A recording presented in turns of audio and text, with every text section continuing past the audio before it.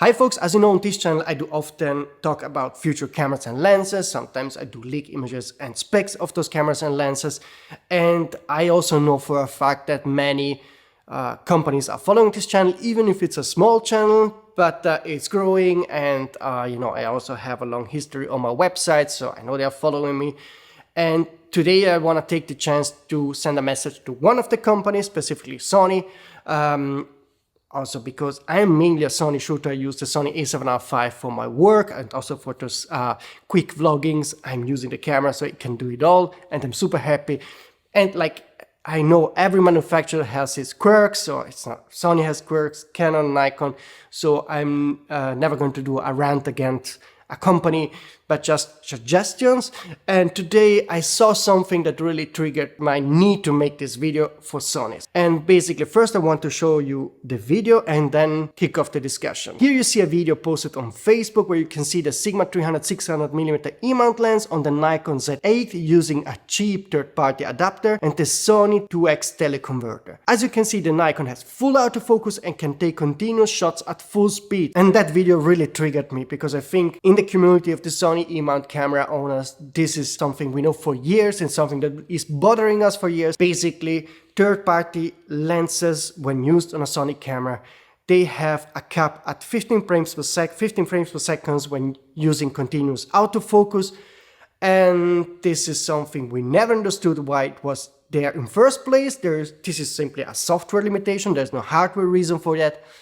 And this video really triggered me because to me it makes no sense that a lens designed specifically for the Sony E-mount works worse on an E-mount camera than adapted on a third-party Z-mount where the lens wasn't designed for. So this makes completely no sense. So I kindly request Sony to get rid of that 15 frames per second limitation because it's simply pointless, and I think in the long term also disadvantageous because Canon is slowly opening the mount. I think Nikon also will do it. So I think in future third-party lens manufacturers will do more full-frame lenses for Nikon and Canon, and they will work perfectly, probably fine on those mounts, but be limited on Sony. And that's something that simply makes no sense at all. Okay, so I kindly request all followers here that are Sony shooters to like this video and also comment this post, because Sony has to see that there is a reaction and you want this to change. So if you agree with me, make a comment. And just because we're here, a second request for Sony USA, because now on March 26th, so on Wednesday, we will have a new camera announcement. I already leaked every info about this camera because this is going to be a Venice extension system mini camera, a 8.6 full frame sensor. Just one request for Sony US. Since 10 years, I think, you always launch products mostly on Wednesday, but your pre-orders always open 24 hours later.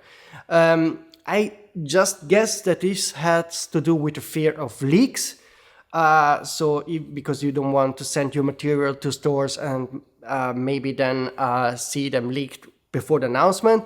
But the thing is, things get leaked anyway, and you are losing a momentum, because the day of the announcement of the product, you never have pre-orders open, and then people watch the reviews, watch the news, and they cannot pre-order it. And then maybe they forget that 24 hours later the pre-orders open, and they forget about it, and 1 week later the pre-order, and then they are late in the pre-order list.